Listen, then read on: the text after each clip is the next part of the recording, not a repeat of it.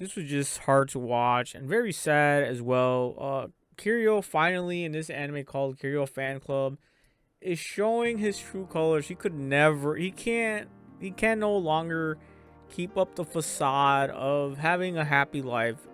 So here he is crashing out on Amy and Ami, and it sucks too, because Amy and Nami are two characters like there's just no reason to crash out on them.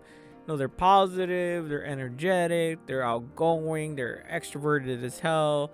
They are just pleasant to be around. They're always fun, doing weird shit, talking about weird shit, cracking smiles, cracking jokes, just being all around great fucking people. I wish, like, bro, oh my god, it's just it's just so sad because now Kirio is pushing these two away. You can see here, Amy just is stunned. She is stunned.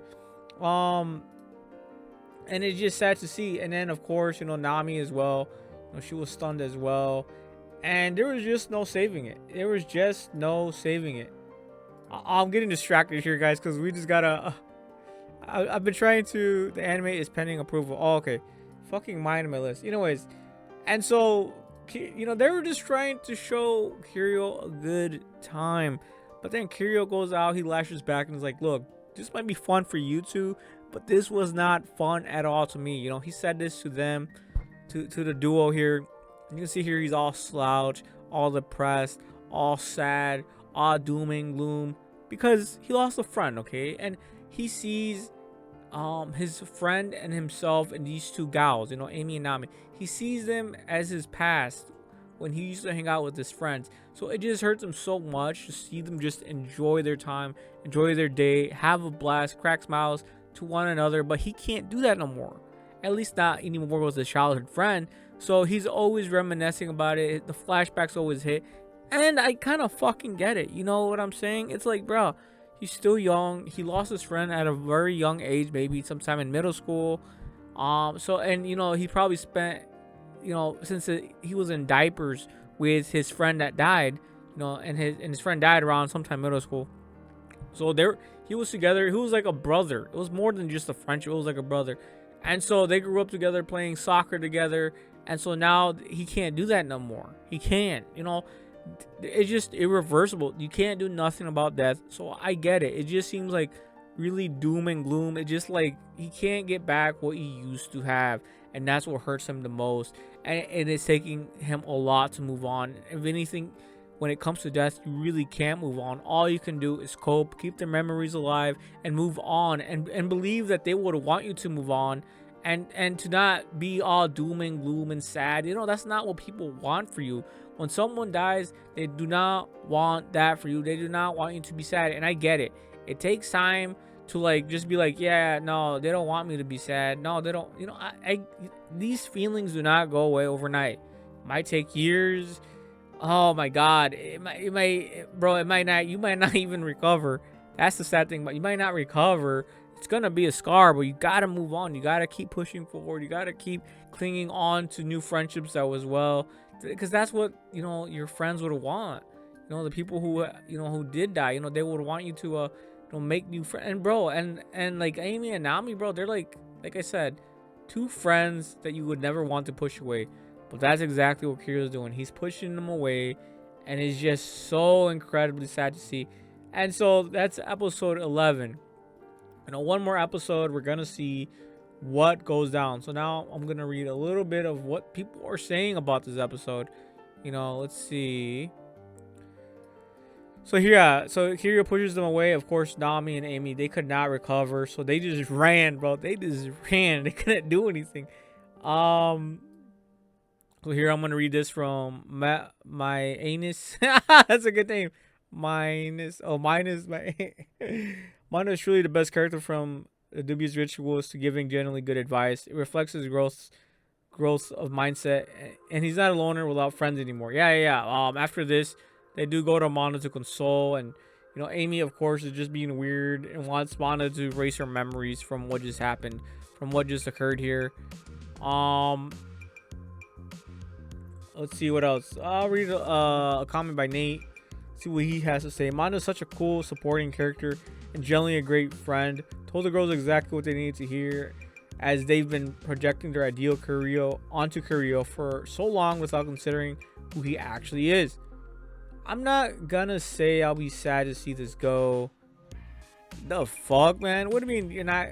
What? Who says that? Like, eh, eh, of course you're gonna be sad, bro. Like, all the fun moments, like all the great weird faces that Aimi makes, like, bro, I'm gonna miss that shit. Like, even if like let's say my worst anime of the season would be Fist of the North Star, right? Yeah, that was probably the worst anime, the one that I dropped. Just look at this face, bro. It's funny as hell. I'm gonna miss these moments. These moments. Like, Fist of the North Star was the worst one, right? But I'm not gonna miss it in the classical way. But I'm gonna miss the fact that maybe it did get better, and then I'm gonna be missing that. You know, so missing has a lot of connotations to it. You don't really have to miss an anime show just, you know, as a one simple interpretation of it. But there's many interpretations of missing out or how to miss something. Okay, so he goes to say, but I hope it at least gets a satisfactory ending. Satisfactory. I don't think there was ever been a satisfactory ending for anything other than School Rumble. To have a crash so strong. This is coming from Alpo 42 Abs. To have a crush so strong that it becomes delusional for all around. Will Aimi hope for saving Kirio's smile happen for the last episode? It's not gonna happen in the next episode. If anything, they're gonna have to resolve their relationship. You got to start with ground zero, and that's the relationship between you and Kirio. You're not gonna resolve the issue of him and his having lost his friend like that. That's something that Kirio has to get over on his own terms.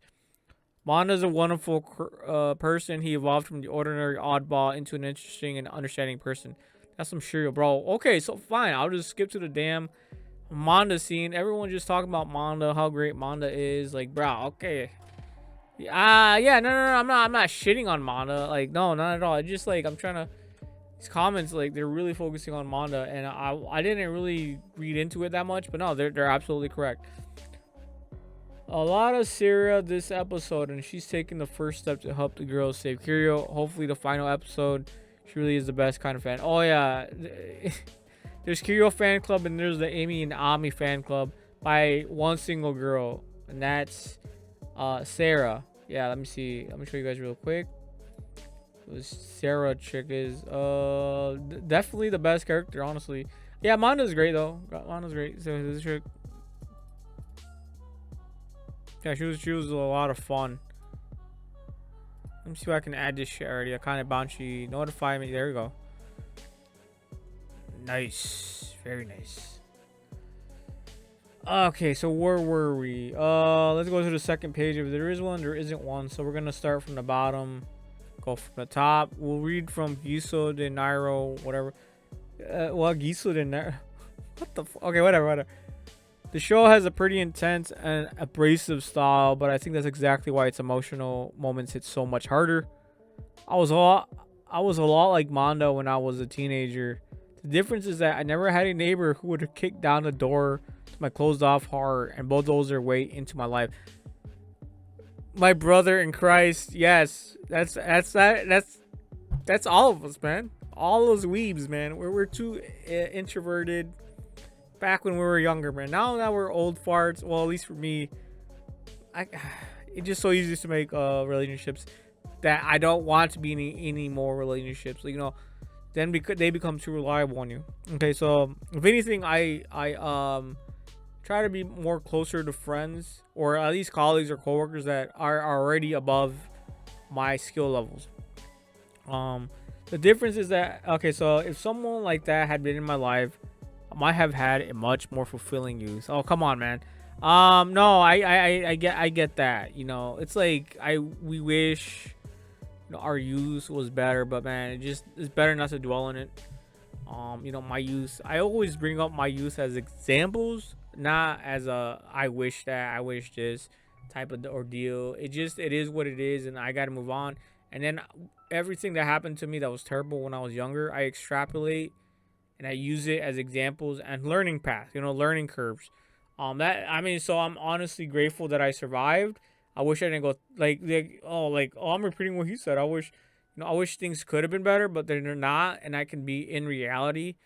But it's great that I fucking survived. You know what I'm saying? Now I can learn from it. So yeah, I'm honestly grateful for all the crazy bad shit that happened to me. It shouldn't have happened to me as a kid, but I was at. You can't control that shit. Okay, so almost missed this one, but the Kansai band gave her away. What? Let's suppose a pop stand. The train station's that way. This was from Arog 92, bro. What the fuck? Okay, so let's read it from Pixelante. Oh my god, I was afraid the whole episode would go by without them getting a clue. But thanks to Mana, they seem to have reached the conclusion Kirio is deeply unhappy. Maybe they don't realize he has been having suicidal thoughts exactly, but they are determined to drag him out of his funk. Well, they would if Kirio hadn't decided to ditch school. Yeah, oh yeah, that was pretty bad too. He ditched school. To be fair and to be honest, you can like if you need time off, take time off, but you gotta stay active. You gotta just start doing a lot of shit. That's how I got out one of my recent ruts. That's how I got out of it, man. I just stayed active, man. You can't get your mind out of it. It's hard, but it's all you can do. You just stay active and be distracted, man, while at the same time processing what's going on and finding a solution. Okay, so fortunately, Sarah is there to make the ultimate sacrifice in revealing herself, so she can tell the girls where they can meet Kirio. Yes, so they mentioned Sarah as well.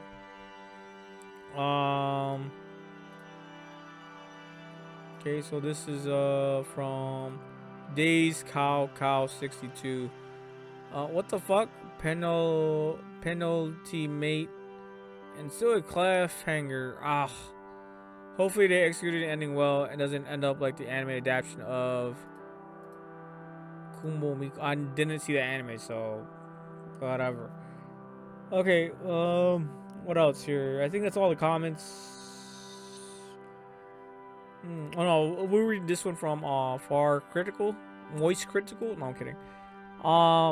Moist. Like, bro, that dude, I don't know, man. He's just so popular as like it's irrelevant for us at this point. Just to go, we just watch his videos for quick updates on certain events, especially like the what was that Lego thing? Bricks and minifigs, yeah.